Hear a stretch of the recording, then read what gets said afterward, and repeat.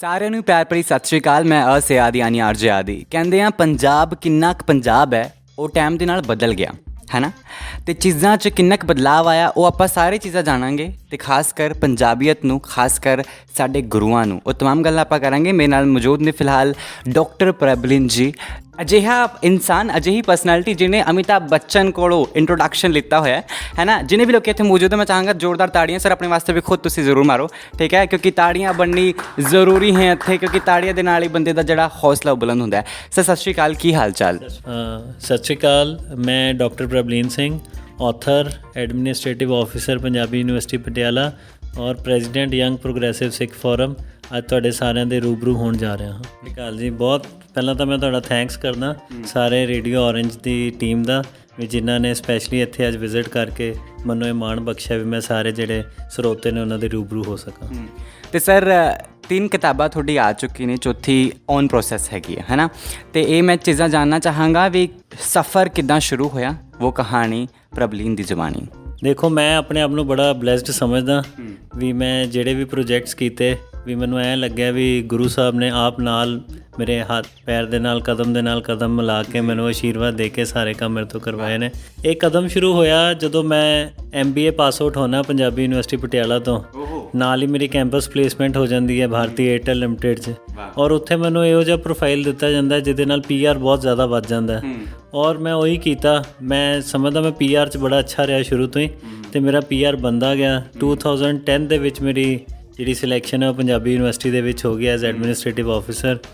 ਉਹ ਹੋਰ ਜਿਹੜਾ ਮੇਰਾ ਦਾਇਰਾ ਸੀ ਥੋੜ੍ਹਾ ਵੱਡਾ ਹੋ ਗਿਆ। ਇੰਟਲੈਕਚੁਅਲਸ ਦੇ ਨਾਲ ਮੈਨੂੰ ਬੈਠਣ ਉੱਠਣ ਦਾ ਮੌਕਾ ਮਿਲਿਆ। ਸਾਰਾ ਦਿਨ ਇੱਥੇ ਪੜ੍ਹਾਈ ਦੀਆਂ ਅਕੈਡਮੀਸ਼ੀਅਨਸ ਨਾਲ ਗੱਲਾਂ ਹੋਣੀਆਂ, ਅਤੇ ਉੱਦਾਂ ਦਾ ਹੀ ਮਾਈਂਡਸੈਟ ਜਿਹੜਾ ਹੌਲੀ ਬਣਦਾ ਗਿਆ। ਇਹ ਮਟੀਰੀਅਲਾਈਜ਼ ਉਦੋਂ ਹੋਇਆ ਜਦੋਂ 550 ਸਾਲ ਆਇਆ ਗੁਰੂ ਨਾਨਕ ਸਾਹਿਬ ਦਾ। ਸਾਰਾ ਵਰਲਡ ਗੁਰੂ ਨਾਨਕ ਸਾਹਿਬ ਦਾ 550 ਸਾਲਾ ਮਨਾ ਰਿਹਾ ਸੀ, ਤਾਂ ਮੇਰੇ ਵੀ ਮਨ ਜ਼ਿਹਨ 'ਚ ਇੱਕ ਗੱਲ ਆਈ ਵੀ ਕਿਉਂ ਨਾ ਕੁਛ ਇੱਦਾਂ ਦਾ ਇੱਕ ਡਾਕੂਮੈਂਟ ਤਿਆਰ ਕਰਾਂ ਜਿਨ੍ਹਾਂ ਨੇ ਗੁਰੂ ਨਾਨਕ ਸਾਹਿਬ ਦੀ ਥਿਊਰੀ ਨੂੰ, ਕਿਰਤ ਕਰੋ ਨਾਮ ਜਪੋ ਵੰਡ ਛਕੋ ਨੂੰ ਰੀਅਲ ਲਾਈਫ ਦੇ ਵਿੱਚ ਇੰਪਲੀਮੈਂਟ ਕੀਤਾ। ਕਿਉਂ ਨਾ ਉਹਨਾਂ ਦੀਆਂ ਲਾਈਫ ਸਟੋਰੀਜ਼ ਨੂੰ ਜਿਹੜਾ ਆਪਾਂ ਇੰਜੋਏ ਕਰੀਏ, ਉਹਨਾਂ ਨੂੰ ਸੈਲੀਬ੍ਰੇਟ ਕਰੀਏ, ਉਹਨਾਂ ਨੂੰ ਰਿਕੋਗਨਾਈਜ਼ ਕਰੀਏ। ਅਤੇ ਇਹ ਆਈਡੀਆ ਆਇਆ, ਜਿਹੜਾ ਆਈਡੀਆ ਮਟੀਰੀਅਲਾਈਜ਼ ਹੁੰਦੇ prominent Sikhs of India the coffee table book ਬਣ ਗਈ, ਜਿਹੜੀ ਪਹਿਲੀ ਕਿਤਾਬ ਕਾਫੀ ਟੇਬਲ ਬੁੱਕ ਜਿਹੜੀ ਪੰਜਾਬ ਯੂਨੀਵਰਸਿਟੀ ਚੰਡੀਗੜ੍ਹ ਨੇ ਪਬਲਿਸ਼ ਕੀਤੀ। ਦੇਸ਼ ਦੇ ਉਪ ਰਾਸ਼ਟਰਪਤੀ ਸ਼੍ਰੀ M ਵੈਂਕਈਆ ਨਾਇਡੂ ਜੀ ਨੇ ਉਹਨੂੰ ਰਿਲੀਜ਼ ਕੀਤਾ। ਔਰ ਵੱਡੀ ਗੱਲ ਇਹ ਸੀ ਵੀ ਆਊਟ ਆਫ 36 ਪਰਸਨੈਲਿਟੀਜ਼, ਉਹ ਪਰਸਨੈਲਿਟੀਜ਼ ਜਿਨ੍ਹਾਂ ਨੂੰ ਬੁਲਾਉਣ ਲਈ ਲੋਕ ਇੰਨਾ ਇਕੱਠ, ਇੰਨਾ ਫੰਕਸ਼ਨ ਔਰਗੇਨਾਈਜ਼ ਕਰਦੇ ਨੇ, ਉਹ ਬੁੱਕ ਰਿਲੀਜ਼ ਦੇ ਉੱਪਰ 36 ਇੱਦਾਂ ਦੀਆਂ ਪਰਸਨੈਲਿਟੀਜ਼ ਆਉਣੀਆਂ। ਉਹ ਬੜੀ ਸਾਰਿਆਂ ਲਈ ਬੜੀ ਮਾਣ ਵਾਲੀ ਗੱਲ ਸੀ, ਔਰ ਇੱਕ ਅਲੱਗ ਜਿਹੇ ਨਵੇਕਲੇ ਢੰਗ ਦਾ ਇੱਕ ਫੰਕਸ਼ਨ ਹੋਇਆ ਜਿਹਦੀ ਸਾਰੇ ਸੰਸਾਰ ਦੇ ਵਿੱਚ ਬੜੀ ਸ਼ਲਾਘਾ ਹੋਈ। ਫਿਰ ਹੌਲੀ ਕਰਦੇ ਬੜੇ ਸਾਰੇ ਕੰਟੈਕਟਸ ਕਰਨ ਲੱਗ ਗਏ, ਬੜਾ ਸਾਰਿਆਂ ਨੇ ਐਪਰੀਸ਼ੀਏਟ ਕੀਤਾ ਵੀ ਹੁਣ ਅੱਗੇ ਕੀ ਆ ਰਿਹਾ। ਉਹ ਕਰਦੇ ਫਿਰ ਮੈਂ ਡਿਸਾਈਡ ਕੀਤਾ ਵੀ ਮੈਂ ਅਮਰੀਕਾ ਦੇ ਜਿਹੜੇ ਸਿੱਖ ਨੇ, ਬੜਾ ਉਹਨਾਂ ਨੇ ਹਰ ਸਟੇਟ ਦੇ ਵਿੱਚ ਕੰਮ ਕੀਤਾ, ਵੀ ਕਿਉਂ ਨਾ ਸੇਮ ਪ੍ਰੋਜੈਕਟ ਆਪਾਂ ਪ੍ਰੋਮੀਨੈਂਟ ਸਿੱਖਸ ਆਫ USA ਦਾ ਵੀ ਕਰੀਏ। ਔਰ ਉਹ ਮੈਂ ਪ੍ਰੋਜੈਕਟ ਸ਼ੁਰੂ ਕੀਤਾ। ਕਰਦੇ ਇੰਨੇ ਅੱਛੇ ਉੱਥੇ ਦੇ ਸਿੱਖਾਂ ਨਾਲ ਮੇਰਾ ਰਾਬਤਾ ਕਾਇਮ ਹੋ ਗਿਆ ਵੀ ਮੈਨੂੰ 56 ਉੱਥੇ ਦੇ ਮਿਲ ਗਏ। ਔਰ ਮੈਂ ਸੋਚਿਆ ਵੀ ਕਿਉਂ ਨਾ ਇਸ ਕਿਤਾਬ ਨੂੰ, ਇਸ ਲਿਟਰੇਰੀ ਪੀਸ ਨੂੰ ਅਸੀਂ ਪਾਰਲੀਮੈਂਟ ਆਫ USA ਦੇ ਵਿੱਚ ਰਿਲੀਜ਼ ਕਰੀਏ। ਔਰ ਮੇਰੀ ਕੋਸ਼ਿਸ਼ ਉੱਥੇ ਸਫਲ ਹੋਈ। ਉੱਥੇ ਮੈਨੂੰ ਪਾਰਲੀਮੈਂਟ 'ਚ ਰਿਲੀਜ਼ ਕਰਨ ਦਾ ਟਾਈਮ ਮਿਲਿਆ, ਔਰ ਮੈਂ ਬਹੁਤ ਹੀ ਖੁਸ਼ਕਿਸਮਤ ਸਮਝਦਾ ਆਪਣੇ ਆਪ ਨੂੰ ਕਿ ਮੇਰੇ ਪ੍ਰੋਗਰਾਮ ਦੇ ਉੱਤੇ ਕਿਤਾਬ ਦੀ ਰਿਲੀਜ਼ ਸੈਰੇਮਨੀ 'ਤੇ 17 MP USA ਦੇ, 3 ਸੈਨੇਟਰਸ ਉਹ ਮੌਜੂਦ ਸਨ ਪਾਰਲੀਮੈਂਟ 'ਚ ਜਦੋਂ ਕਿਤਾਬ ਰਿਲੀਜ਼ ਹੋ ਰਹੀ ਸੀ। ਮੇਰੇ ਲਈ ਇਸ ਤੋਂ ਵੱਡੀ ਮਾਣ ਵਾਲੀ ਕੋਈ ਗੱਲ ਨਹੀਂ ਰਹੀ ਵੀ ਇੱਕ ਛੋਟੀ ਜਿਹੀ ਮੇਰੀ ਕੋਸ਼ਿਸ਼ ਕਿੰਨੇ ਵੱਡੇ ਲੈਵਲ 'ਤੇ ਅੱਜ ਸਿੱਖਾਂ ਨੂੰ ਰਿਕੋਗਨੀਸ਼ਨ ਮਿਲੀ। ਦਾ ਹਿੰਦੂ ਨਿਊਜ਼ਪੇਪਰ ਨੇ ਉਹਨੂੰ ਕਵਰ ਕੀਤਾ। ਸਾਰੇ ਜਿੰਨੇ ਵੀ ਵੱਡੇ ਮੀਡੀਆ ਪਲੇਟਫਾਰਮ ਸੀਗੇ ਇੰਡੀਆ ਦੇ, USA ਦੇ, ਸਾਰਿਆਂ ਨੇ ਉਸ ਚੀਜ਼ ਨੂੰ ਕਵਰ ਕੀਤਾ, ਔਰ ਬੜੀ ਐਪਰੀਸੀਏਸ਼ਨ ਮਿਲੀ ਉੱਥੇ ਵੀ। ਮੈਂ ਇੱਕ ਗੱਲ ਹੋਰ ਦੱਸਣੀ ਚਾਹਾਂਗਾ ਕਿ ਇਹ ਦੋਨੋਂ ਬੁੱਕਸ ਜਿਹੜੀਆਂ ਸੀਗੀਆਂ ਉਹ ਗੁਰੂ ਨਾਨਕ ਸਾਹਿਬ ਦੇ 550 ਸਾਲਾਂ ਨੂੰ ਡੈਡੀਕੇਟਿਡ ਸੀਗੀਆਂ, ਔਰ ਗੁਰੂ ਸਾਹਿਬ ਨੇ ਇੰਨੀ ਕਿਰਪਾ ਰੱਖੀ ਸ਼ੁਰੂ ਤੋਂ ਲੈ ਕੇ ਅਖੀਰ ਤੱਕ। ਇਹ ਪ੍ਰੋਜੈਕਟ ਬਹੁਤ ਹੀ ਵਧੀਆ, ਜਿਹੜੇ ਦੋਨੋਂ ਮੇਰੇ ਬੁੱਕਸ ਦੇ ਸੀਗੇ, ਬੜਾ ਅੱਛੇ ਨੇਪਰੇ ਚੜ੍ਹੇ। ਔਰ ਅਮਰੀਕਾ 'ਚ ਇੱਕ ਨਹੀਂ 3 ਰਿਲੀਜ਼ ਪ੍ਰੋਗਰਾਮ ਹੋਏ। ਸੈਕਿੰਡ ਪ੍ਰੋਗਰਾਮ ਹੋਇਆ ਸੈਨ ਹੋਜ਼ੇ ਗੁਰਦੁਆਰਾ ਸਾਹਿਬ ਦੇ ਵਿੱਚ, ਜਿਹੜਾ ਕਿ ਨਾਰਥ ਅਮਰੀਕਾ ਦਾ ਸਭ ਤੋਂ ਵੱਡਾ ਗੁਰਦੁਆਰਾ ਹੈ। ਉੱਥੇ ਲੋਕਲ MP ਨੇ ਉਹਨੂੰ ਰਿਲੀਜ਼ ਕੀਤਾ। ਉਸ ਤੋਂ ਸੈਕਰਾਮੈਂਟੋ 'ਚ ਗਵਰਨਰ ਹਾਊਸ ਦੇ ਵਿੱਚ ਇਹ ਫੰਕਸ਼ਨ ਹੋਇਆ, ਜਿੱਥੇ ਕਿ ਲੈਫਟੀਨੈਂਟ ਗਵਰਨਰ ਕੈਲੀਫੋਰਨੀਆ ਨੇ ਇਸ ਕਿਤਾਬ ਨੂੰ ਰਿਲੀਜ਼ ਕੀਤਾ in the presence of all prominent Sikhs of USA, ਜਿਹੜੀ ਕਿ ਸਾਰੇ ਸਿੱਖਾਂ ਲਈ ਬੜੀ ਮਾਣ ਵਾਲੀ ਗੱਲ ਸੀ। ਜਦੋਂ ਤੁਸੀਂ ਕਿਸੇ ਬਾਹਰਲੇ ਮੁਲਕ 'ਚ ਜਾਂਦੇ ਹੋ, ਤੁਹਾਡੀ ਕਮਿਊਨਿਟੀ ਬਾਰੇ, ਤੁਹਾਡੇ ਲੋਕਾਂ ਬਾਰੇ ਕੋਈ ਅੱਛੀਆਂ ਚੀਜ਼ਾਂ ਪਤਾ ਲੱਗਦੀਆਂ, ਤਾਂ ਤੁਹਾਡਾ ਵੀ ਜਿਹੜਾ ਸਿਰ ਹੈ ਫਕਰ ਨਾਲ ਉੱਚਾ ਹੁੰਦਾ ਹੈ ਕਿ ਜਿਹੜਾ ਗੁਰੂ ਸਾਹਿਬ ਨੇ ਬੂਟਾ ਅੱਜ ਤੋਂ 550 ਸਾਲ ਪਹਿਲਾਂ ਲਗਾਇਆ ਸੀ, ਉਹ ਕਿੰਨੀ ਵਧੀਆ ਤਰੀਕੇ ਦੇ ਨਾਲ ਇੱਥੇ ਫਲ ਫੁੱਲ ਰਿਹਾ ਵੀ ਲੋਕੀ ਕਿੰਨਾ ਉਹਨੂੰ ਐਪਰੀਸ਼ੀਏਟ ਕਰ ਰਹੇ ਨੇ। ਮੈਂ ਵਾਪਸ ਇੰਡੀਆ ਆ ਜਾਣਾ ਬੁੱਕ ਰਿਲੀਜ਼ ਕਰਕੇ, ਫਿਰ ਕੋਵਿਡ ਸ਼ੁਰੂ ਹੋ ਜਾਂਦਾ ਹੈ, ਤਾਂ ਕੋਵਿਡ ਦੇ ਵਿੱਚ ਮੈਨੂੰ ਐਂ ਲੱਗੇ ਵੀ ਮੇਰੇ ਕੋਲ ਕੋਈ ਕੰਮ ਹੀ ਨਹੀਂ ਹੈ। ਫਿਰ ਮੈਂ ਆਪਣਾ ਤੀਜਾ ਪ੍ਰੋਜੈਕਟ ਸ਼ੁਰੂ ਕੀਤਾ ਵੀ ਕਿਉਂ ਨਾ ਇਹ ਵੈਟਰਨਸ ਨੂੰ ਅਸੀਂ ਸੈਲੀਬ੍ਰੇਟ ਕੀਤਾ, ਉਹਨਾਂ ਦੀ ਲਾਈਫਸ ਨੂੰ, ਕਿਉਂ ਨਾ ਯੂਥ ਨੂੰ, ਜਿਹੜੀ ਸਾਡਾ ਅੱਜ ਦਾ ਯੂਥ ਹੈ, ਉਹਨਾਂ 'ਤੇ ਕੋਈ ਪ੍ਰੋਜੈਕਟ ਕੀਤਾ ਜਾਏ ਤਾਂ ਕਿ ਯੂਥ ਮੋਟੀਵੇਟਿਡ ਵੀ ਰਵੇ ਔਰ ਜਿਨ੍ਹਾਂ ਨੇ ਅਚੀਵ ਕੀਤਾ ਉਹਨਾਂ ਦੀ ਰਿਕੋਗਨੀਸ਼ਨ ਵੀ ਹੋਵੇ। ਫਿਰ ਮੈਂ ਵਰਕਆਊਟ ਕੀਤਾ ਤਾਂ ਮੈਂ shining Sikh youth of India ਨਾਮ ਦੀ ਕਾਫੀ ਟੇਬਲ ਬੁੱਕ ਆਈ, ਜਿਹੜੀ ਕਿ ਹੁਣ ਸਤੰਬਰ ਦੇ ਵਿੱਚ ਦੇਸ਼ ਦੇ ਰੱਖਿਆ ਮੰਤਰੀ ਸ਼੍ਰੀ ਰਾਜਨਾਥ ਸਿੰਘ ਅਤੇ ਸਰਦਾਰ ਹਰਦੀਪ ਸਿੰਘ ਪੁਰੀ ਜੀ ਨੇ ਔਰ ਸਰਦਾਰ ਤਰਲੋਚਨ ਸਿੰਘ ਜੀ ਨੇ, ਇਹਨਾਂ ਸਾਰਿਆਂ ਨੇ ਰਲ ਕੇ ਰਿਲੀਜ਼ ਕੀਤਾ ਇਸ ਨੂੰ। ਉਹ DRDO ਦਿੱਲੀ ਦੇ ਵਿੱਚ ਉਹਦਾ ਫੰਕਸ਼ਨ ਹੋਇਆ ਅਤੇ ਉਹਦੇ ਵਿੱਚ ਉਸ ਕਿਤਾਬ ਦੇ ਵਿੱਚ ਮੈਂ 100 ਇੰਡੀਆ ਦੇ ਸਿੱਖ ਯੂਥ ਨੂੰ ਇਨਕਲੂਡ ਕੀਤਾ, ਉਹਨਾਂ ਨੂੰ ਕੰਟੈਕਟ ਕੀਤਾ, ਉਹਨਾਂ ਦੇ ਪ੍ਰੋਫਾਈਲਸ ਨੂੰ ਉਹਦੇ 'ਚ ਮੈਂ ਕੰਪਾਈਲੇਸ਼ਨ ਕੀਤੀ ਉਸਦੀ, ਜਿਨ੍ਹਾਂ ਨੇ less than 45 years of age ਦੇ ਵਿੱਚ ਬੜੀਆਂ ਮੱਲਾਂ ਮਾਰੀਆਂ, ਚਾਹੇ ਉਹ ਬਿਊਰੋਕਰੇਸੀ 'ਚ ਆਏ, ਭਾਵੇਂ ਉਹ ਆਰਮੀ 'ਚ ਆਏ, ਭਾਵੇਂ ਉਹ ਕਿਸੇ ਇੰਡਸਟਰੀਅਲਿਸਟ ਨੇ ਭਾਰਤ ਦੇ, ਕੋਈ ਕਮਿਸ਼ਨਸ ਦੇ ਮੈਂਬਰ ਨੇ, ਸਪੋਰਟਸ ਪਰਸਨ ਨੇ, ਜਿਨ੍ਹਾਂ ਨੇ ਕੁਛ ਨਾ ਕੁਛ ਆਪਣੀ ਜ਼ਿੰਦਗੀ 'ਚ ਆਇਆ ਤਾਂ ਕਿ ਸਾਡੀ ਆਉਣ ਵਾਲੀ ਜਿਹੜੀ ਯੂਥ ਦੀ ਜਨਰੇਸ਼ਨ ਹੈ ਉਹ ਉਹਨਾਂ ਦੀ ਲਾਈਫ ਨੂੰ ਪੜ੍ਹ ਕੇ ਇੰਸਪਾਇਰ ਹੋ ਸਕੇ ਵੀ ਇਹ ਜੇ ਲੋਕ ਪਿੰਡਾਂ 'ਚ ਉੱਠ ਕੇ IAS IPS ਆਫਿਸਰਸ ਬਣ ਸਕਦੇ ਨੇ, ਇਹ ਜੇ ਲੋਕ ਬਿਲਕੁਲ ਸਕ੍ਰੈਪ ਤੋਂ ਕੰਮ ਸ਼ੁਰੂ ਕਰਕੇ ਅੱਜ ਟੌਪ ਦੇ ਇੰਡਸਟਰੀਅਲਿਸਟ ਬਣ ਸਕਦੇ ਨੇ, ਤਾਂ ਹਰ ਫੀਲਡ ਦੇ ਵਿੱਚ ਸਾਡੇ ਲਈ ਵੀ ਰਸਤੇ ਖੁੱਲ੍ਹੇ ਨੇ। ਸਿਰਫ ਲੋੜ ਹੈ ਇੱਕ ਮਿਹਨਤ ਦੀ, ਸਾਫ਼ ਨੀਅਤ ਦੀ ਔਰ ਇੱਕ ਡੈਡੀਕੇਸ਼ਨ ਦੀ, ਜੇ ਕੋਈ ਇਹਨਾਂ ਚੀਜ਼ਾਂ 'ਤੇ ਪੋਜ਼ੀਟਿਵਿਟੀ ਦੀ, ਕਿਉਂਕਿ ਅੱਜ ਕੱਲ੍ਹ ਮਾਹੌਲ ਬਹੁਤ ਨੈਗੇਟਿਵ ਹੈ। ਜਿਹਦੇ ਕੋਲ ਪੋਜ਼ੀਟਿਵਿਟੀ ਹੋਏਗੀ ਉਹ ਸਫਲਤਾ ਜਿਹੜੀ ਹੈ ਉਹ ਭੱਜ ਕੇ ਉਹਦੇ ਕੋਲ ਆ ਪਾਏਗੀ, ਇਹ ਮੇਰਾ ਮੰਨਣਾ ਹੈ।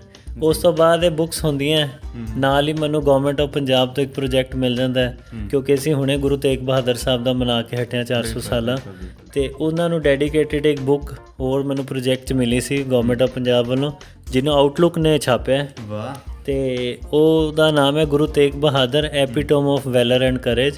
ਉਹ ਇੱਕ ਪਿਕਟੋਰੀਅਲ ਪ੍ਰੈਜੈਂਟੇਸ਼ਨ ਹੈ ਗੁਰੂ ਸਾਹਿਬ ਦੀ ਲਾਈਫ ਦੀ, starting from his birth till his sacrifice. ਉਹ ਇਸ ਤਰ੍ਹਾਂ ਦੀ ਕਿਤਾਬ ਬਣਾਈ ਸੀ, ਕਾਫੀ ਟੇਬਲ ਬੁੱਕ ਹੀ ਉਹ ਵੀ, ਜਿਹਨੂੰ ਦੇਖ ਕੇ ਇੱਕ ਆਮ ਬੱਚੇ ਨੂੰ ਵੀ ਸਮਝ ਆ ਜਾਏਗਾ ਵੀ ਉਹਨਾਂ ਦਾ ਜੀਵਨ ਕੀ ਸੀ ਗੁਰੂ ਤੇਗ ਬਹਾਦਰ ਸਾਹਿਬ ਦਾ। ਉਹ ਵੀ ਤਿਆਰ ਹੈ ਅਤੇ ਮੈਨੂੰ ਉਮੀਦ ਹੈ ਆਉਣ ਵਾਲੇ ਨੈਕਸਟ ਮੰਥ ਦੇ ਵਿੱਚ ਉਹ ਵੀ ਕਿਸੇ ਅੱਛੇ ਲੈਵਲ 'ਤੇ ਰਿਲੀਜ਼ ਹੋਏਗੀ ਔਰ ਜਲਦੀ ਸਾਡੇ ਰੀਡਰਸ ਕੋਲ ਉਹ ਵੀ ਕਿਤਾਬ ਆਏਗੀ। ਬਿਲਕੁਲ ਸਰ ਨੇ ਨਾ ਬਹੁਤ ਕੁਝ ਦੱਸਿਆ ਹੈ, ਅਤੇ ਸਰ ਤੁਸੀਂ ਗੱਲ ਕਹੀ ਸੀ ਵੀ ਮੈਂ 100 ਸਿੱਖਾਂ ਨੂੰ ਸਿਲੈਕਟ ਕੀਤਾ ਸੀ, ਲੇਕਿਨ ਬਾਕੀ ਤਾਂ ਕਰ ਲਿੱਤਾ, ਤੁਹਾਡੀ ਆਪਣੀ ਗੱਲ ਕਿੱਥੇ ਗਈ? ਤੁਸੀਂ ਆਪਣੀ ਆਖਰੀ ਕਿਤਾਬ 'ਚ ਖੁਦ ਨੂੰ ਇਨਕਲੂਡ ਕਰੋਗੇ ਕਿ ਨਹੀਂ? ਨਹੀਂ, ਮੈਂ ਹਲੇ ਸੋਚਦਾ ਮੈਂ ਉਸ ਲੈਵਲ 'ਤੇ ਨਹੀਂ ਆ ਸਕਿਆ ਹਲੇ, ਅਤੇ ਮੇਰੀ ਕੋਈ ਇੱਦਾਂ ਦੀ ਸ਼ਖਸੀਅਤ ਵੀ ਨਹੀਂ ਹੈ ਵੀ ਮੈਨੂੰ ਦੇਖ ਕੇ ਲੋਕੀ ਪੜ੍ਹਨ ਜਾਂ ਕੁਝ ਕਰਨ, ਬਟ ਹਾਂ ਮੈਂ ਆਪਣਾ ਐਫਰਟ ਜਿਹੜਾ ਇਹਨੂੰ ਜਾਰੀ ਰੱਖਾਂਗਾ ਤਾਂ ਕਿ ਮੈਂ ਹੋਰਾਂ ਦੀ ਲਾਈਫਸ ਨੂੰ, ਸਾਰੇ ਲੋਕਾਂ ਦੇ ਜਿਹੜੇ ਲੁਕੇ ਹੋਏ ਨੇ ਸਾਡੇ ਹੀਰੇ, ਵੀ ਉਹਨਾਂ ਨੂੰ ਲਿਆ ਕੇ ਲੋਕਾਂ ਦੇ ਸਾਹਮਣੇ ਉਜਾਗਰ ਕਰ ਸਕਾਂ। ਬਿਲਕੁਲ ਸੱਚੀ ਗੱਲ ਹੈ ਵੀ ਸਾਡਾ ਯੂਥ ਜਿਹੜਾ ਹੈ ਉਹ ਮੋਟੀ ਵੀ ਹੈਗੀ ਹੈ ਸਾਡੀ ਯੂਥ ਦੀ ਚੀਜ਼ਾਂ, ਅਤੇ ਉਹ ਵੇਟਡ ਵੀ ਖਾਸੇ ਹੋ ਗਏ ਹੈ। ਅੱਜ ਕੱਲ੍ਹ ਯੂਥ ਖਾਸਾ ਜ਼ਿਆਦਾ ਹੋ ਚੁੱਕਿਆ, ਲੇਕਿਨ gym again always help them. ਅੱਛਾ ਸਰ, ਆਪਾਂ ਖਾਸੀ ਸਾਰੀ ਗੱਲਾਂ ਕਰ ਲਿੱਤੀਆਂ, ਲੇਕਿਨ ਜਾਣਨਾ ਚਾਹਾਂਗਾ ਪ੍ਰਬਲੀਨ 10ਵੀਂ ਕਲਾਸ ਦਾ ਪ੍ਰਬਲੀਨ ਕਿੱਦਾਂ ਦਾ ਸੀਗਾ? ਐਵਰੇਜ ਸੀ, ਇੰਟੈਲੀਜੈਂਟ ਸੀਗਾ? ਬਿਕੋਜ਼ ਤੁਸੀਂ ਹੁਣ ਤਾਂ ਰਾਈਟਿੰਗ 'ਚ ਆ ਗਏ ਹੋ, ਹੁਣ ਤਾਂ ਯੂ ਆਰ ਇੰਟੈਲੈਕਚੁਅਲ ਹੈ ਨਾ, ਪੜ੍ਹਾਕੂ ਹੋ ਗਏ ਹੋ, ਲੇਕਿਨ ਪਹਿਲਾਂ ਕਿੱਦਾਂ ਦੇ ਸੀ? 10ਵੀਂ ਕਲਾਸ ਦਾ ਪ੍ਰਬਲੀਨ ਇੱਕ ਸਪੋਰਟਸ ਪਰਸਨ ਵੀ ਸੀ, ਅੱਛਾ, ਕ੍ਰਿਕਟ ਦਾ ਪਲੇਅਰ ਵੀ ਸੀ, ਪੜ੍ਹਾਈ 'ਚ ਵੀ ਠੀਕ ਸੀ, ਬੈਟਰ ਦੈਨ ਐਵਰੇਜ ਸੀ ਔਰ ਬੜਾ ਐਕਟਿਵ ਸੀ। ਉਹ ਹਮੇਸ਼ਾ ਸਟੇਜ 'ਤੇ ਚੜ੍ਹਨ ਦਾ ਇੱਛੁਕ ਰਹਿੰਦਾ ਸੀ ਵੀ ਮੈਂ ਸਟੇਜ 'ਤੇ ਚੜ੍ਹ ਕੇ ਬੋਲਾਂ। ਹਮੇਸ਼ਾ ਜਿੱਥੇ ਵੀ ਉਹਨੂੰ ਲੱਗਦਾ ਸੀ ਵੀ ਉਹਦਾ PR ਵੱਧ ਰਹੀ ਹੈ ਜਾਂ ਕੋਈ ਵੱਡਾ ਬੰਦਾ ਆਇਆ ਤਾਂ ਉਹਨੂੰ ਮਨ 'ਚ ਜ਼ੀਲ ਹੁੰਦੀ ਸੀ ਵੀ ਜਾ ਕੇ ਮਿਲਾਂ। ਅਤੇ ਮੇਰਾ ਜਿਹੜਾ ਪਰਿਵਾਰਕ ਪਿਛੋਕੜ ਹੈ, ਮੈਨੂੰ ਬੜਾ ਸ਼ੁਰੂ ਤੋਂ ਹੀ ਬੜੇ ਅੱਛੇ ਪਲੇਟਫਾਰਮਸ 'ਤੇ ਜਾਣ ਦਾ ਮੌਕਾ ਮਿਲਦਾ ਰਿਹਾ। ਜਿੰਨੇ ਵੀ ਚੀਫ ਮਿਨਿਸਟਰ ਹੋਏ ਸਾਰੇ ਸਾਡੇ ਘਰ ਆਉਂਦੇ ਰਹੇ ਨੇ, ਤਾਂ ਮੈਨੂੰ ਇੱਦਾਂ ਦਾ ਪਲੇਟਫਾਰਮ ਸ਼ੁਰੂ ਬਚਪਨ ਤੋਂ ਹੀ ਮਿਲਦਾ ਰਿਹਾ, ਅਤੇ ਇਸ ਕਰਕੇ ਉਹ ਪ੍ਰਬਲੀਨ ਉੱਦਾਂ ਦਾ ਹੀ ਸੀਗਾ, ਬੜਾ ਸਿੰਪਲ ਜਿਹਾ, ਬੜਾ ਐਕਟਿਵ ਸਪੋਰਟਸ ਪਰਸਨ, ਸਟੂਡੀਓਸ ਵੀ ਸੀ, ਘਰ 'ਚ ਵੀ ਬੜਾ ਇਨਵੋਲਵਡ ਸੀ ਔਰ ਹਮੇਸ਼ਾ ਯਾਰਾਂ ਦੋਸਤਾਂ ਦੇ ਵਿੱਚ ਰਹਿਣ ਵਾਲਾ ਪ੍ਰਬਲੀਨ ਸੀ। ਪ੍ਰਬਲੀਨ ਦੀ PR ਪਬਲਿਕ ਰਿਲੇਸ਼ਨ ਤੋਂ ਪੰਜਾਬੀਅਤ ਰਿਲੇਸ਼ਨ ਦੀ ਮੈਂ ਗੱਲ ਕਰਾਂਗਾ, ਖਾਸੀ ਬਦਲ ਚੁੱਕੀ ਹੈ ਨਾ। ਤੇ ਸਰ ਇੱਕ ਹੋਰ ਗੱਲ ਮੈਂ ਪੁੱਛਣਾ ਚਾਹਾਂਗਾ ਵੀ ਤੁਸੀਂ ਪਹਿਲੀ ਚੀਜ਼ ਕੀ ਕੀਤੀ ਤੀ ਸਟੇਜ 'ਚ ਜਾ ਕੇ? ਉਹ ਤੁਹਾਨੂੰ ਯਾਦ ਹੈ ਉਹ ਇਨਸੀਡੈਂਟ? ਕਿਉਂਕਿ ਮੈਨੂੰ ਯਾਦ ਹੈ ਮੈਂ ਤਾਂ ਭੁੱਲ ਗਿਆ ਸੀ ਸਟੇਜ 'ਤੇ ਜਾਂਦੇ ਹੀ, ਬਾਅਦ 'ਚ ਹੁਣ ਆਈ ਹੈਵ ਡਨ ਦਿਸ। ਤੁਹਾਡਾ ਕੀ ਐਕਸਪੀਰੀਅੰਸ ਸੀ, ਕੀ ਕੁਝ ਕੀਤਾ ਸੀ? ਮੈਂ ਜਦੋਂ ਸਕੂਲ 'ਚ ਪੜ੍ਹਦਾ ਸੀ ਤਾਂ ਇੱਕ ਵਾਰੀ ਮੈਨੂੰ ਮੇਰੇ ਪ੍ਰਿੰਸੀਪਲ ਨੇ ਮੈਨੂੰ ਸਟੇਜ 'ਤੇ ਚੜ੍ਹਾਤਾ। ਅੱਛਾ। ਅਤੇ ਇੱਕ ਸਾਡੇ ਉੱਥੇ ਗੇਮ ਚੱਲ ਰਹੀ ਸੀ ਵੀ ਜਿਹੜੀ ਵੀ ਪਰਚੀ ਨਿਕਲਦੀ ਸੀ ਤਾਂ ਜੋ ਵੀ ਟੌਪਿਕ ਆਉਂਦਾ ਸੀ ਉਹਦੇ ਉੱਤੇ ਬੋਲਣਾ ਹੁੰਦਾ ਸੀ। ਮੈਂ ਸ਼ਰਾਰਤੀ ਬੜਾ ਸੀ ਬਚਪਨ 'ਚ, ਸਕੂਲ ਟਾਈਮ 'ਚ ਮੈਂ ਬੜਾ ਸ਼ਰਾਰਤੀ ਸੀ। ਅੱਛਾ। ਮੈਂ ਹੈੱਡ ਬੋਏ ਵੀ ਸੀ, ਮੈਂ ਪ੍ਰੀਫੈਕਟ ਵੀ ਰਿਹਾ, ਮੈਂ ਮੋਨੀਟਰ ਵੀ ਰਿਹਾ ਸਾਰੀ ਉਮਰ ਆਪਣੀ ਕਲਾਸ ਦਾ। ਅਤੇ ਜਦੋਂ ਮੈਨੂੰ ਪ੍ਰਿੰਸੀਪਲ ਨੇ ਉੱਪਰ ਚੜ੍ਹਾਤਾ, ਮੇਰੀ ਪਰਚੀ ਨਿਕਲ ਆਈ, ਅਗਰ ਆਪ ਡਾਕਟਰ ਬਣੋਗੇ ਤਾਂ ਕਿਆ ਕਰੋਗੇ। ਅੱਛਾ। ਮੇਰੇ ਮਨ 'ਚ ਸ਼ਰਾਰਤ ਕਹਿਣਾ ਸੀ ਵੀ ਮੈਂ ਬੁੱਕਾਂ ਲਿਖਣੀਆਂ, ਕਿਤਾਬਾਂ ਲਿਖਣੀਆਂ। ਉਹ ਕਿਤਾਬਾਂ ਵਾਲੇ ਡਾਕਟਰ ਦੀ ਗੱਲ ਨਹੀਂ ਸੀ, ਉਹ ਮਰੀਜ਼ਾਂ ਵਾਲੇ ਡਾਕਟਰ ਦੀ ਗੱਲ ਸੀ। ਅਤੇ ਮੇਰੇ ਮਨ 'ਚ ਸ਼ਰਾਰਤ ਸੀ, ਮੈਂ ਆਪਣੇ ਦੋਸਤ ਨੂੰ ਅੱਖ ਮਾਰੀ। ਅਸੀਂ ਸਕੀਮ ਬਣਾਈ ਹੋਈ ਸੀ ਵੀ ਕੁਛ ਇਹੋ ਜਿਹੀ ਕਰਨਾ ਵੀ ਜਿਹਦੇ ਨਾਲ ਸਾਰਾ ਸਕੂਲ ਹੱਸੇ। ਅੱਛਾ। ਮੈਂ ਸਟੇਜ 'ਤੇ ਚੜ੍ਹ ਗਿਆ, ਮੈਂ ਪਰਚੀ ਚੱਕੀ ਤਾਂ ਮੇਰੀ ਪਰਚੀ ਨਿਕਲੇ, ਅਗਰ ਆਪ डॉक्टर बन जाओ तो आप क्या करोगे। मैं क्या भी अगर मैं डॉक्टर बन जाऊँ तो मैं मरीज़ों का इलाज करूँगा। बस ये मैं कह के खड़ गया। मैं थैंक यू कह के थल्ले आने लगा, सारा स्कूल हसन लग गया। तो प्रिंसीपल कहता नहीं you will have to stand for 3 minutes, भी 3 मिनट तुसी बोलना सी। मैं सारे स्कूल के सामने खड़ा, सारा स्कूल देख के कोई की कर रहा है कोई की कर रहा है। That was turning point for me. फिर मैनू लगा नहीं यार स्टेज ते you should have some material भी, जे 3 मिनट बोलना है भी शरारत नाल गल नहीं बनी कि बेइज्जती करा के वापस आ गए भी बोलना है। फिर मैं जाके रिक्वेस्ट की प्रिंसीपल नू भी सर जिहड़ा मॉर्निंग वाला सैशन है भी मैं बोलना चाहना भी तुसी मैनू काइंडली मैनू को माफ़ करो मेरी गलती नू ते मैनू अलाउ करो। ਤਾਂ ਹੀ ਵਾਸ ਕਾਈਂਡ ਇਨਫ, ਤਾਂ ਉਹਨਾਂ ਨੇ ਮੈਨੂੰ ਕਿਹਾ ਵੀ ਠੀਕ ਹੈ। ਫਿਰ ਉਸ ਤੋਂ ਬਾਅਦ ਮੈਂ ਮਾਰਨਿੰਗ ਸੈਸ਼ਨ ਤੋਂ ਬਾਅਦ ਜਿਵੇਂ ਨਿਊਜ਼ ਪੜ੍ਹਨੀਆਂ, ਲੇਟੈਸਟ ਕੀ ਚੱਲ ਰਿਹਾ ਉਸ 'ਤੇ ਬੋਲਣਾ, ਕਰੰਟ ਇਸ਼ੂਜ਼ 'ਤੇ, ਅਤੇ ਉਹ ਕਰਦੇ ਥੋੜ੍ਹਾ ਕੌਨਫੀਡੈਂਸ ਬਿਲਡਅਪ ਹੋ ਗਿਆ। ਅਤੇ ਉਹ ਮੇਰੀ ਸ਼ੁਰੂਆਤ ਸੀ। ਹੁਣ ਮੈਂ ਸਟੇਜ 'ਤੇ ਜਿੱਥੇ ਮਰਜ਼ੀ ਚਲਾ ਜਾ, ਮੈਨੂੰ ਬੋਲਣ 'ਚ ਡਰ ਨਹੀਂ ਲੱਗਦਾ। ਸ਼ੁਰੂ 'ਚ ਲੱਤਾਂ ਵੀ ਕੰਬਦੀਆਂ ਸੀ, ਤੁਹਾਡੀ ਆਵਾਜ਼ ਵੀ ਥਿੜਕਦੀ ਸੀ, ਪਰ ਜ਼ਿਆਦਾ ਨਹੀਂ ਹੋਇਆ, 1-2 ਵਾਰੀ ਹੋਇਆ। ਬਟ ਵਨਸ ਆਈ ਸਟਾਰਟਿਡ ਅਤੇ ਫਿਰ ਉਹ ਠੀਕ ਲੈਬ 'ਚ ਚੱਲਦਾ ਗਿਆ ਕੰਮ। ਅਤੇ ਹੁਣ ਕੋਈ ਡਰ ਨਹੀਂ ਲੱਗਦਾ, ਹੁਣ ਐਂ ਲੱਗਦਾ ਵੀ ਨਹੀਂ ਜਦੋਂ ਮਰਜ਼ੀ ਬੋਲ ਸਕਦੇ ਕੁਝ। ਬਿਲਕੁਲ ਸਰ, ਤੁਸੀਂ ਗੱਲ ਕੀ ਵੀ ਮੈਂ ਸ਼ਰਾਰਤੀ ਵੀ ਸੀਗਾ। ਅਤੇ ਵੱਡੀ ਸ਼ਰਾਰਤ ਕੀ ਕੀਤੀ ਹੈ ਸਕੂਲ ਦੇ ਅੰਦਰ, ਯਾਦ ਤਾਂ ਹੋਏਗੀ ਹੈ ਨਾ? ਬੜੀਆਂ ਸ਼ਰਾਰਤਾਂ ਕੀਤੀਆਂ, ਪਰ ਮੈਂ ਇੱਕ ਤੁਹਾਨੂੰ ਦੱਸ ਦਿੰਦਾ ਜਿਹਦਾ ਮੈਂ ਅੱਜ ਤੱਕ ਉਸਦਾ ਸਫਰਰ ਹਾਂ। ਮੈਂ ਇੱਕ ਵਾਰੀ ਸਾਡੇ ਘਰ ਦੇ ਸਾਹਮਣੇ ਇੱਕ ਰੱਸੀ ਲੱਗੀ ਹੋਈ ਸੀ। ਅੱਛਾ। ਅਤੇ ਸਾਰੇ ਬੱਚੇ ਉੱਪਰ ਚੜ੍ਹ ਰਹੇ ਸੀ, ਕੋਈ ਥੋੜ੍ਹਾ ਜਿਹਾ ਉੱਪਰ ਜਾ ਕੇ ਥੱਲੇ ਆ ਜਾਂਦਾ ਸੀ। ਮੈਂ ਬਿਲਕੁਲ ਟੌਪ 'ਤੇ ਚਲਾ ਗਿਆ ਰੱਸੀ ਪਕੜ ਕੇ। ਅੱਛਾ। ਟੌਪ 'ਤੇ ਜਾ ਕੇ ਛੱਤ ਨੂੰ ਹੱਥ ਲਾਇਆ। ਜਦੋਂ ਮੈਂ ਛੱਤ ਨੂੰ ਹੱਥ ਲਾਇਆ ਤਾਂ ਮੇਰਾ ਹੱਥ ਛੁੱਟ ਗਿਆ, ਮੈਂ ਨੀਚੇ ਗਿਰਿਆ, ਮੇਰੀ ਐਲਬੋ ਫ੍ਰੈਕਚਰ ਹੋ ਗਈ।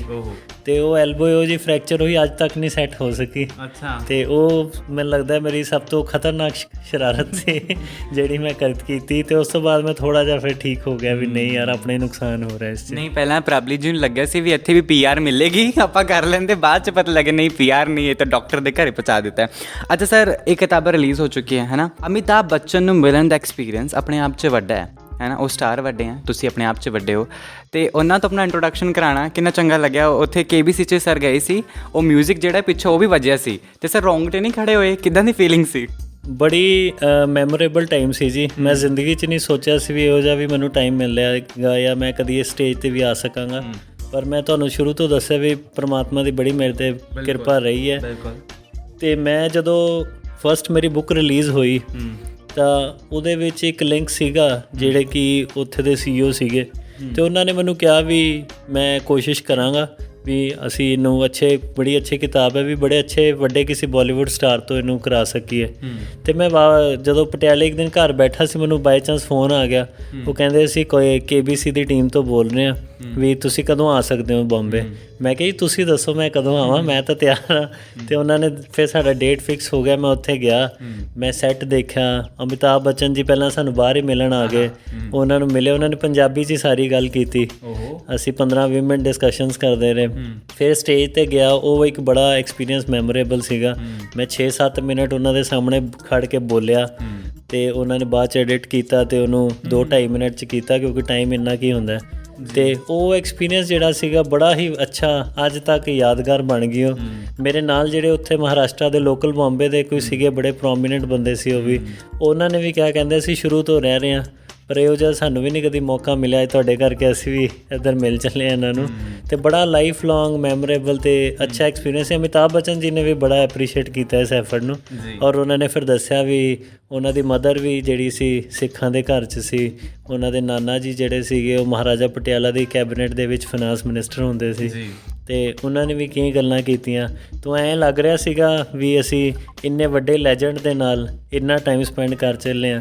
ਅਤੇ ਫਿਰ ਮੈਂ ਤੁਹਾਨੂੰ ਉਹੀ ਕਹਿਣਾ ਵੀ thanks to book and thanks to Guru Sahib ਜਿਨ੍ਹਾਂ ਨੇ ਮੌਕੇ ਪ੍ਰੋਵਾਈਡ ਕੀਤੇ। ਬਿਲਕੁਲ ਜਾ ਕੇ ਤੁਸੀਂ ਕਹਿ ਨਹੀਂ ਨਮਸਕਾਰ ਭਾਈਓ ਬਹਿਨੋ, ਐਸਾ ਕੁਛ ਨਹੀਂ ਕੀਤਾ ਤੁਸੀਂ ਜਾ ਕੇ? ਨਹੀਂ, ਉਹਨਾਂ ਨੇ ਆਪ ਹੀ ਆ ਕੇ ਉਹਨਾਂ ਨੇ ਕਿਹਾ ਮਿਸਟਰ ਸਿੰਘ, ਮੈਂ ਕਿਹਾ ਹਾਂਜੀ। ਉਹਨਾਂ ਨੇ ਮੈਨੂੰ ਗਲੇ ਨਾਲ ਲਾ ਲਿਆ ਔਰ ਉਸ ਤੋਂ ਬਾਅਦ ਗੱਲਾਂ ਗੁੱਲਾਂ ਮਾਰਦੇ ਰਹੇ। ਬੜਾ ਕਾਮਨ ਘਰ ਵਾਲਾ ਮਾਹੌਲ ਬਣ ਗਿਆ ਸੀ ਉੱਥੇ, ਅਤੇ ਬਸ ਬੈਠੇ ਰਹੇ ਅਸੀਂ ਅੱਧਾ ਪੌਣਾ ਘੰਟਾ ਇਕੱਠੇ ਬੈਠੇ ਰਹੇ, ਅਤੇ ਉਹਨਾਂ ਨਾਲ ਬਿਤਾਏ ਪਲ, ਲੈਜੈਂਡ ਨਾਲ ਜਿਨ੍ਹਾਂ ਨੂੰ ਸਾਰੀ ਦੁਨੀਆ ਦੇਖਣ ਨੂੰ ਤਰਸਦੀ ਹੈ। ਜਦੋਂ ਤੁਹਾਨੂੰ ਉਹਨਾਂ ਨਾਲ ਇੰਨਾ ਅੱਛਾ ਟਾਈਮ ਔਰ ਇੰਨਾ ਫੈਮਿਲੀ ਵਾਲੇ ਮਾਹੌਲ 'ਚ ਮਿਲ ਜਾਏ ਤਾਂ ਫਿਰ ਉਹ ਹਮੇਸ਼ਾ ਲਈ ਯਾਦਗਾਰੀ ਬਣ ਜਾਂਦੀ ਹੈ। ਮੈਂ ਪੰਜਾਬੀ, ਤੂੰ ਪੰਜਾਬੀ ਹੈ, ਉਹ ਗੱਲਾਂ ਉੱਥੇ ਹੋਈ। ਸਰ ਟੀਵੀ ਦਾ ਐਕਸਪੀਰੀਅੰਸ ਤੁਸੀਂ ਲੈ ਲਿੱਤਾ ਹੈ ਨਾ, ਬੁੱਕਸ ਦਾ ਰਾਈਟਿੰਗ ਵੀ ਤੁਸੀਂ ਲੈ ਲਿੱਤਾ, ਸਿੰਗਿੰਗ ਦੇ ਵਿੱਚ ਕੋਈ ਇੰਟਰਸਟ ਹੈ ਜਾਂ ਫਿਰ ਇਹਦੇ ਇਲਾਵਾ ਕੁਝ ਹੋਰ ਤੁਸੀਂ ਕਰਨਾ ਪਸੰਦ ਕਰਦੇ ਹੋ? ਨਹੀਂ, ਮੈਂ ਸਿੰਗਿੰਗ ਸੁਣਨਾ ਬੜਾ ਪਸੰਦ ਕਰਦਾ। ਮੈਂ ਕਿੱਦਾਂ ਦੀ ਸ਼ਬਦ ਕੀਰਤਨ ਜਿਹੜਾ ਵੀ ਦਰਬਾਰ ਸਾਹਿਬ ਦਾ, ਕੋਈ ਬੜੇ ਅੱਛੇ ਅੱਛੇ ਰਾਗੀ ਨੇ, ਜਿਵੇਂ ਭਾਈ ਰਵਿੰਦਰ ਸਿੰਘ ਨੇ, ਭਾਈ ਸੁਰਿੰਦਰ ਸਿੰਘ ਜੋਧਪੁਰੀ ਸੀਗੇ, ਆਪਣਾ ਭਾਈ ਹਰਜਿੰਦਰ ਸਿੰਘ ਸ਼੍ਰੀਨਗਰ ਵਾਲੇ, ਮੈਂ ਇਹਨਾਂ ਦੇ ਬਹੁਤ ਸੁਣਦਾ ਰਿਹਾ। ਮੈਨੂੰ ਇਹ ਸ਼ਬਦ ਸੁਣਨ ਦੇ ਨਾਲ, ਗੁਰਬਾਣੀ ਸੁਣਨ ਦੇ ਨਾਲ, ਜਾਂ ਕੋਈ ਬਹੁਤ ਅੱਛਾ ਕੋਈ ਸਿੰਗਰ ਦਾ ਸੌਂਗਸ ਹੋਣ, ਜਿੱਦਾਂ ਕਿ ਸਤਿੰਦਰ ਸਰਤਾਜ ਨਾਲ ਬੜਾ ਸਕੂਨ ਮਿਲਦਾ ਹੈ ਵੀ ਤੁਹਾਡਾ ਪੀਸ ਆਫ ਮਾਈਂਡ ਰਹਿੰਦਾ ਅਤੇ ਤੁਸੀਂ ਇੰਟਰਨਲੀ ਬੜੇ ਸਟਰੋਂਗ ਰਹਿੰਦੇ ਹੋ। ਅੱਛਾ ਸਰ, ਤੁਸੀਂ ਸੰਸਕਾਰੀ ਬਹੁਤ ਜ਼ਿਆਦਾ ਹੋ ਹੈ ਨਾ, ਤੁਸੀਂ ਸੰਸਕਾਰੀ ਲਿਖਦੇ ਹੋ, ਸੰਸਕਾਰੀ ਸੁਣਦੇ ਹੋ, ਲੇਕਿਨ ਅਜਿਹਾ ਕੁਝ ਤਾਂ ਤੁਸੀਂ ਕਰਦੇ ਹੋਣੇ ਜਿੱਦਾਂ ਕਿ ਐਂਟਰਟੇਨਮੈਂਟ ਸੌਂਗ ਤੁਸੀਂ ਦੇਖਦੇ ਹੋਣੇ, ਮੂਵੀਜ਼ ਕਿਹੜੀਆਂ ਦੇਖਦੇ ਹੋ, ਉਹ ਚੀਜ਼ਾਂ ਕਿੱਦਾਂ ਤੁਸੀਂ ਕਰਦੇ ਹੋ ਮੈਨੇਜ, ਅਤੇ ਕਿੱਥੇ ਹੈ ਉਹ, ਕਿੱਥੇ ਲੁਕੋ ਕੇ ਰੱਖੀਆਂ?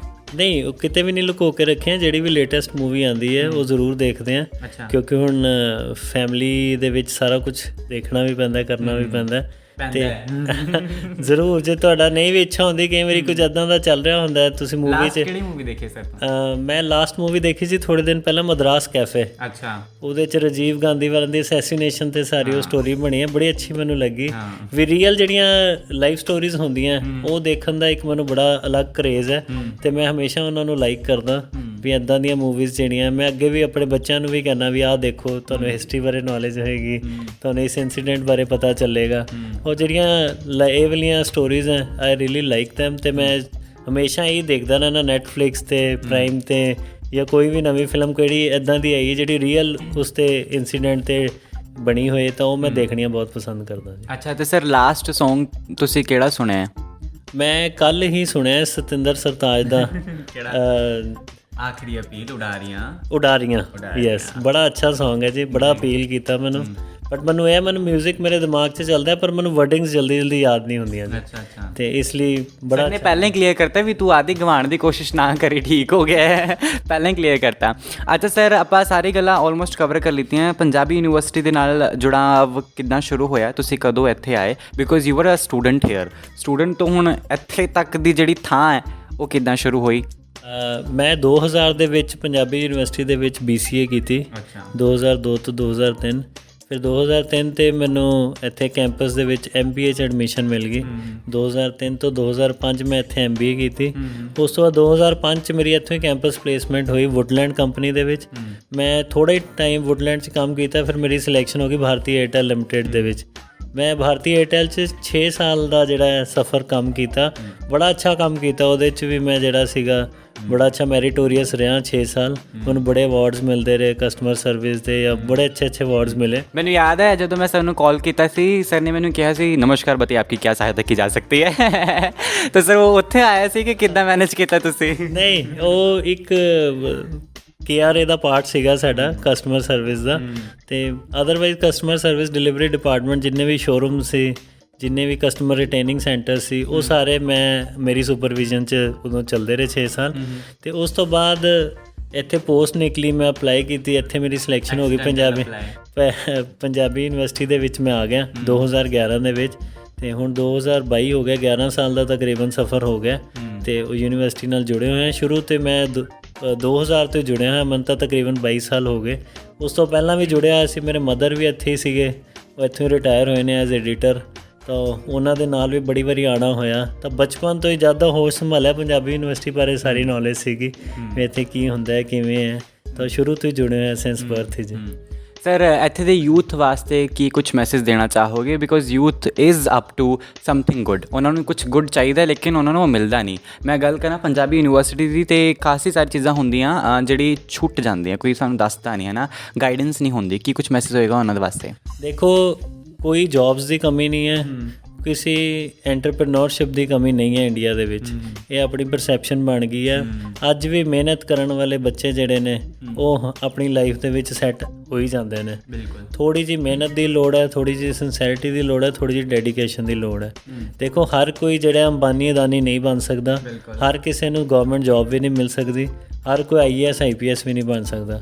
ਪਰ ਉਸ ਤੋਂ ਇਲਾਵਾ ਵੀ ਹਜ਼ਾਰਾਂ ਫੀਲਡ ਨੇ ਜਿਹੜੇ ਤੁਹਾਡੇ ਹੱਥ ਦੀ ਮੁਹਾਰਤ ਦੇ ਕੰਮ ਨੇ, ਜਿਹੜੇ ਤੁਹਾਡੇ ਮਾਈਂਡ ਦੇ ਕੰਮ ਨੇ, ਉਹ ਬਹੁਤ ਕੰਮ ਅਵੇਲੇਬਲ ਨੇ। ਸਿਰਫ ਇੱਕ ਜ਼ੀਲ ਚਾਹੀਦੀ ਹੈ ਕੁਝ ਕਰਨ ਦੀ, ਔਰ ਜਿਹਦੇ 'ਚ ਉਹ ਜ਼ੀਲ ਹੈ ਉਹ ਹਮੇਸ਼ਾ ਹੀ ਕਾਮਯਾਬ ਹੋਏਗਾ। ਔਰ ਜ਼ਿੰਦਗੀ 'ਚ ਹਮੇਸ਼ਾ ਯਾਦ ਰੱਖਿਓ ਕਦੀ ਕੋਈ ਸ਼ਾਰਟਕਟ ਨਹੀਂ ਹੈ ਕਿਸੇ ਵੀ ਸਫਲਤਾ ਦਾ, ਹਮੇਸ਼ਾ ਪ੍ਰੋਪਰ ਰੂਟ ਫੋਲੋ ਹੀ ਕਰਨਾ ਪਏਗਾ ਜੇ ਤੁਸੀਂ ਸਫਲ ਹੋਣਾ। ਪੋਜ਼ਿਟਿਵਿਟੀ, ਡੈਡੀਕੇਸ਼ਨ, ਸਿੰਸੈਰਿਟੀ, ਓਨੈਸਟੀ, ਇਹ ਜੇ ਤੁਹਾਡੇ 'ਚ 4 ਗੁਣ ਨੇ ਤੁਹਾਡੀ ਆਟੋਮੈਟਿਕਲੀ ਮਾਰਕੀਟ ਵੈਲਿਊ ਪੈਂਦੀ ਜਾਂਦੀ ਹੈ। ਕਿਸੇ ਨੂੰ ਤੁਹਾਨੂੰ ਗੁੱਡ ਵਾਈਨ ਨੀਡਸ ਨੋ ਬੁਸ਼, ਉਹ ਤੁਹਾਡਾ ਇਹੋ ਜਿਹਾ ਇੱਕ ਕਿਰਦਾਰ ਸੈੱਟ ਹੋ ਜਾਂਦਾ ਵੀ ਮਾਰਕੀਟ ਵਾਲੇ ਬੰਦੇ ਖਿੱਚਦੇ ਨੇ ਵੀ ਸਾਡੇ ਕੋਲ ਆ ਜਾ, ਸਾਡੇ ਕੋਲ ਆ ਜਾ। ਮੈਂ ਆਦੀ ਦੀ ਐਗਜ਼ਾਮਪਲ ਦੇ ਦਿੰਦਾ ਤੁਹਾਨੂੰ ਸਾਰਿਆਂ ਨੂੰ ਵੀ ਥੋੜ੍ਹਾ ਹੀ ਟਾਈਮ ਹੋਇਆ ਸਾਨੂੰ ਮਿਲਿਆ, ਥੋੜ੍ਹੀ ਦੇਰ ਹੀ ਹੋਈ ਹੈ, ਬਟ ਜਿਹੜੀ ਮਾਰਕੀਟ ਵੈਲਿਊ ਇਹਨਾਂ ਨੇ ਥੋੜ੍ਹੇ ਸਮੇਂ 'ਚ ਕ੍ਰੀਏਟ ਕੀਤੀ ਹੈ, ਉਹ ਮੈਂ ਉਸ ਦੀ ਐਪਰੀਸੀਏਸ਼ਨ ਵੀ ਕਰਦਾ, ਇਹਨਾਂ ਨੂੰ ਸ਼ਾਬਾਸ਼ੀ ਵੀ ਦੇਣਾ ਵੀ ਇੰਨਾ ਕੁਛ ਹੈ ਇਹਨਾਂ ਕੋਲ। ਜਿਹੜਾ ਕਲਾ ਹੈ ਤੁਹਾਡੇ ਅੰਦਰ, ਹੁਨਰ ਹੈ, ਉਹਦਾ ਕੋਈ ਮੁੱਲ ਨਹੀਂ ਪਾ ਸਕਦਾ, ਉਹ ਤੁਸੀਂ ਆਪਣਾ ਮੁੱਲ ਆਪ ਹੀ ਪਵਾਉਣਾ।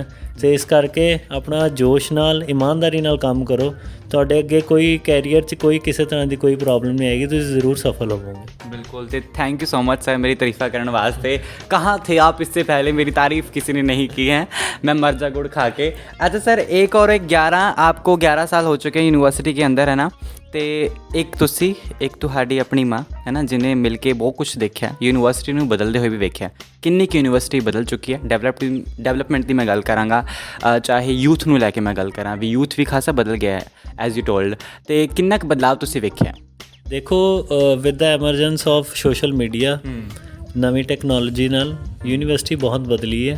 ਯੂਨੀਵਰਸਿਟੀ ਦੇ ਵਿੱਚ ਅੱਜ ਜੇ ਅਸੀਂ ਦੇਖਦੇ ਹਾਂ ਤਾਂ ਪਲੇਸਮੈਂਟ ਦੀ ਗੱਲ ਹੋ ਰਹੀ ਹੈ। ਯੂਨੀਵਰਸਿਟੀ ਦੇ ਵਿੱਚ ਅੱਜ ਜੇ ਅਸੀਂ ਦੇਖਦੇ ਹਾਂ ਟ੍ਰੇਨਿੰਗਸ ਦੀ ਗੱਲ ਹੋ ਰਹੀ ਹੈ। ਤੁਸੀਂ ਜੇ ਪਿਛਲਾ ਰਿਕਾਰਡ ਦੇਖੋ, ਹੁਣ ਦਾ ਦੇਖੋ, ਅਸੀਂ ਕਲੇਮ ਨਹੀਂ ਕਰਦੇ ਬਟ ਸਾਡੀ 100% ਪਲੇਸਮੈਂਟ ਹੈ। ਜਿਹੜੇ ਬੱਚੇ ਚਾਹੁੰਦੇ ਨੇ ਉਹਨਾਂ ਦੀ 100% ਪਲੇਸਮੈਂਟ ਹੁੰਦੀ ਹੈ। ਇਹ ਸਰਕਾਰੀ ਸਿਸਟਮ ਦੇ ਵਿੱਚ ਹੋਣ ਕਰਕੇ ਅਸੀਂ ਦੀ ਮਾਰਕੀਟਿੰਗ ਉਸ ਲੈਵਲ 'ਤੇ ਨਹੀਂ ਕਰ ਸਕਦੇ ਜਿਵੇਂ ਪ੍ਰਾਈਵੇਟ ਯੂਨੀਵਰਸਿਟੀਜ਼ ਕਰਦੀਆਂ, ਬਟ ਅੱਜ ਵੀ ਜਿਹੜਾ ਐਜੂਕੇਸ਼ਨ ਦਾ ਮਿਆਰ ਹੈ ਉਹ ਪੰਜਾਬੀ ਯੂਨੀਵਰਸਿਟੀ ਦਾ ਬਹੁਤ ਵੱਡਾ ਹੈ। ਤੁਸੀਂ ਕੰਪੈਰੀਜ਼ਨ ਦੇਖ ਲਓ, ਇੱਕ ਪ੍ਰਾਈਵੇਟ ਕਾਲਜ ਦਾ ਬੰਦਾ ਇੱਕ ਇੰਪਲੋਈ ਰੱਖਦਾ ਹੈ, ਟੀਚਰ ਰੱਖਦਾ ਹੈ, ਉਹ ਵੱਧ ਤੋਂ ਵੱਧ ਉਹਨੂੰ 15,000 20,000 25,000 ਦਿੰਦੇ ਨੇ, ਔਰ ਉਹ ਕੰਪਰੋਮਾਈਜ਼ ਕਰ ਲੈਂਦੇ ਨੇ ਕੁਆਲੀਫਿਕੇਸ਼ਨ 'ਤੇ ਵੀ। ਅਸੀਂ ਵੀ have to follow UGC guidelines, UGC rules. ਅਸੀਂ PhD ਤੋਂ ਘੱਟ, ਨੈਟ ਤੋਂ ਘੱਟ ਕੋਈ ਟੀਚਰ ਦੀ ਅਪਾਇੰਟਮੈਂਟ ਨਹੀਂ ਕਰਦੇ। ਔਰ ਤੁਸੀਂ ਦੇਖੋ ਜਿਹੜਾ ਬੰਦਾ PhD ਕਰਕੇ ਆ, ਨੈਟ ਕੁਆਲੀਫਾਈਡ ਹੈ, ਓਬਵੀਅਸਲੀ ਉਹ ਇੰਟੈਲੀਜੈਂਟ ਹੈ ਤਾਂ ਹੀ ਇਸ ਲੈਵਲ ਤੱਕ ਪਹੁੰਚਦਾ, ਔਰ ਉਹ ਅੱਗੇ ਬੱਚਿਆਂ ਨੂੰ ਜੋ ਗਿਆਨ ਦੇ ਸਕਦੇ ਨੇ ਜਿਹੜੇ ਪ੍ਰਾਈਵੇਟ ਇੰਸਟੀਟਿਊਸ਼ਨਸ ਵਾਲੇ ਨੇ ਉਹ ਉਹਦੇ ਕੰਪੈਰੀਜ਼ਨ 'ਚ ਕਿਤੇ ਸਟੈਂਡਿੰਗ ਨਹੀਂ ਹੈ। ਅਤੇ ਔਰ ਐਜੂਕੇਸ਼ਨ ਦਾ ਕੁਆਲਿਟੀ ਬਹੁਤ ਵਧੀਆ ਹੈ। ਭਾਵੇਂ ਸਾਡੇ ਕੋਲ ਬੱਚਿਆਂ ਦੀ ਕੁਆਂਟਿਟੀ ਘੱਟ ਹੈ ਬਟ ਐਜੂਕੇਸ਼ਨ ਦੀ ਕੁਆਲਿਟੀ ਬਹੁਤ ਜ਼ਿਆਦਾ ਹੈ। ਔਰ ਸਾਡੇ ਸਾਰੇ ਡਿਪਾਰਟਮੈਂਟਸ ਜਿੰਨੇ ਵੀ ਨੇ ਸਾਰਿਆਂ 'ਚ ਐਡਮਿਸ਼ਨ ਜਿਹੜੀ ਹੈ ਵੇਟਿੰਗ ਲਿਸਟ ਚੱਲਦੀ ਹੈ, ਸਾਰਿਆਂ ਦੇ ਵਿੱਚ ਫੁੱਲ ਰਹਿੰਦੀਆਂ ਐਡਮਿਸ਼ਨਸ। ਇੰਜੀਨੀਅਰਿੰਗ ਹੋ ਗਈ, MBA ਹੋ ਗਈ, ਫਾਰਮੇਸੀ ਹੋ ਗਈ, ਫਿਜ਼ੀਓਥੈਰੇਪੀ ਹੋ ਗਈ, ਸਾਈਕੋਲੋਜੀ ਹੋ ਗਈ, ਆਰਟਸ ਦੇ ਜਿੰਨੇ ਵੀ ਕੋਰਸਿਸ, ਲਾਅ ਹੋ ਗਈ, ਜਿੰਨੇ ਵੀ ਕੋਰਸਿਸ ਨੇ ਸਾਰਿਆਂ ਦੇ ਵਿੱਚ ਵੇਟਿੰਗ ਚੱਲਦੀ ਹੈ।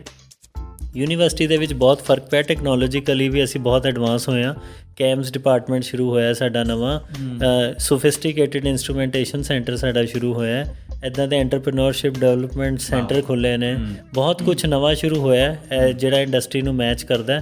ਔਰ ਜੇ ਅੱਜ ਤੋਂ 10 ਸਾਲ ਪਹਿਲਾਂ ਵਾਲੀ ਪੰਜਾਬੀ ਯੂਨੀਵਰਸਿਟੀ ਦੇਖ ਲਈ, ਅੱਜ ਦੇਖ ਲਈਏ ਤਾਂ ਜ਼ਮੀਨ ਅਸਮਾਨ ਦਾ ਫਰਕ ਹੈ। ਅੱਜ ਪੰਜਾਬੀ ਯੂਨੀਵਰਸਿਟੀ ਨੂੰ ਪੂਰੇ ਵਰਲਡ ਦੇ ਵਿੱਚ ਲੋਕ ਜਾਣਦੇ ਨੇ ਵੀ ਲੈਂਗੁਏਜ ਦੇ ਨਾਂ 'ਤੇ ਸਿਰਫ 2 ਯੂਨੀਵਰਸਿਟੀਆਂ ਸੀਗੀਆਂ, ਇੱਕ ਹਿਥਰੋ ਯੂਨੀਵਰਸਿਟੀ ਅਤੇ ਦੂਜੀ ਪੰਜਾਬੀ ਯੂਨੀਵਰਸਿਟੀ। ਅਤੇ ਇਸ ਕਰਕੇ ਜਿਹੜਾ ਸਾਡਾ ਜਿਹੜਾ ਲੈਵਲ ਹੈ ਔਰ ਮਾਰਕੀਟਿੰਗ ਦਾ ਬਹੁਤ ਜ਼ਿਆਦਾ ਫਰਕ ਪਿਆ।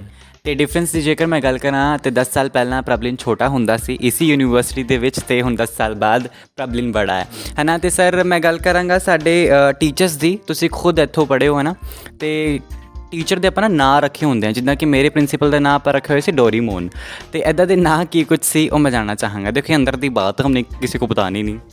ਦੇਖੋ ਇੱਦਾਂ ਦੀ ਕੋਈ ਗੱਲ ਨਹੀਂ ਸੀ, ਸਾਡੇ ਸਾਰੇ ਟੀਚਰ ਬੜੇ ਰਿਸਪੈਕਟੇਬਲ ਸੀਗੇ ਔਰ ਅੱਜ ਵੀ ਨੇ।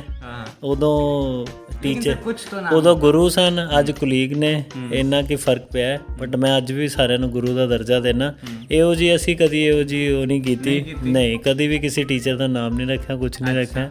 ਅਸੀਂ ਬੜੇ ਹੀ ਪੜ੍ਹਨ ਲਿਖਣ ਵਾਲੇ ਬੱਚੇ ਰਹੇ ਹਾਂ ਇੱਥੇ ਜਦੋਂ ਪੜ੍ਹੇ ਹਾਂ, ਅਤੇ ਬੜੇ ਰਿਸਪੈਕਟਫੁਲੀ ਪੜ੍ਹੇ ਹਾਂ, ਅਤੇ ਇਸ ਲਈ ਇਹਦੇ ਬਾਰੇ ਮੈਂ ਕੁਛ ਵੀ ਕਦੀ ਕਮੈਂਟ ਨਾ ਕੀਤਾ ਅਤੇ ਨਾ ਮੈਂ ਅੱਜ ਕਰ ਸਕਾਂਗਾ। नहीं सर, संस्कारी बच्चे भी रहे हैं, संस्कारी राइटर भी हैं तो संस्कारी लिसनर भी हैं, तो सर कुछ प्रॉपर है मैनेज है ना sir.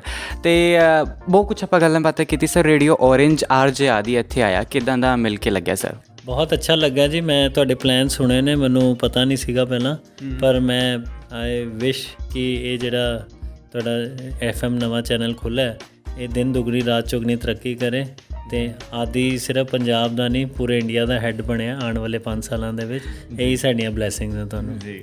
So where do I see myself in next 5 years? ਉਹਦਾ ਜਵਾਬ ਮੈਨੂੰ ਮਿਲ ਚੁੱਕਿਆ ਪ੍ਰਭਲਿਨ ਜੀ ਤੋਂ, ਉਹਨਾਂ ਨੇ ਮੈਨੂੰ ਦੱਸਤਾ। ਖੈਰ ਕੋਈ ਗੱਲ ਨਹੀਂ ਸਰ। ਅਗੇਨ ਮੈਂ ਚਾਹਾਂਗਾ ਵੀ ਤੁਸੀਂ ਅੱਜ ਦੀ ਮਹਿਲਾਵਾਂ ਵਾਸਤੇ ਇੱਕ ਛੋਟਾ ਜਿਹਾ ਸੁਨੇਹਾ ਤੁਸੀਂ ਜ਼ਰੂਰ ਦਿਓ ਉਹਨਾਂ ਨੂੰ। ਜ਼ਰੂਰ ਦਾਂਗਾ। ਮੈਂ ਤੁਹਾਨੂੰ ਦੱਸਣਾ ਚਾਹਾਂਗਾ, ਅਸੀਂ ਇੱਕ ਯੰਗ ਪ੍ਰੋਗਰੈਸਿਵ ਸਿੱਖ ਫੋਰਮ ਸ਼ੁਰੂ ਕੀਤੀ ਸੀ ਗੁਰੂ ਨਾਨਕ ਸਾਹਿਬ ਦੇ 550 ਸਾਲਾਂ 'ਚ। ਇਹਦੇ ਵਿੱਚ 42 ਸਾਡੇ ਮੈਂਬਰਸ ਨੇ, ਸਾਰੀਆਂ ਇੰਡੀਆ ਦੀਆਂ ਹਰ ਸਟੇਟ 'ਚੋਂ ਅਸੀਂ ਇੱਕ ਮੈਂਬਰ ਲਿਆ ਹੋਇਆ ਜਿਹੜੇ ਉੱਥੇ ਦੇ ਪ੍ਰੋਗਰੈਸਿਵ ਕੰਮ ਕਰ ਰਹੇ ਨੇ ਔਰ ਯੂਥ ਦੇ ਨਾਲ ਰਿਲੇਟਿਡ ਕੰਮ ਕਰ ਰਹੇ ਨੇ। ਇਸ ਫੋਰਮ ਦੇ ਵਿੱਚ ਅਸੀਂ ਬੜਾ ਕੰਮ ਕੀਤਾ।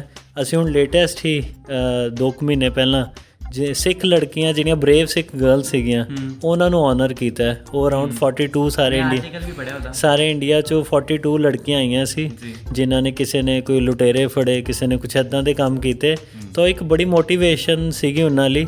ਅਸੀਂ ਸ਼ੁਰੂ ਤੋਂ ਹੀ as employee also, as forum ਦਾ ਬੀਇੰਗ ਫਾਊਂਡਰ ਪ੍ਰੈਜ਼ੀਡੈਂਟ ਆਲਸੋ, ਅਸੀਂ ਹਮੇਸ਼ਾ ਹੀ ਜਿਹੜੀਆਂ ਲੜਕੀਆਂ ਉਹਨਾਂ ਦੀ ਵੈਲਫੇਅਰ ਲਈ, ਉਹਨਾਂ ਦੀ ਮੈਂਟਲ ਹੈਲਥ ਦੇ ਬਾਰੇ ਵੀ ਅਸੀਂ ਕਈ ਕੈਰੀਅਰ ਕਾਉਂਸਲਿੰਗ ਪ੍ਰੋਗਰਾਮਸ ਵੀ ਕਰਾਏ।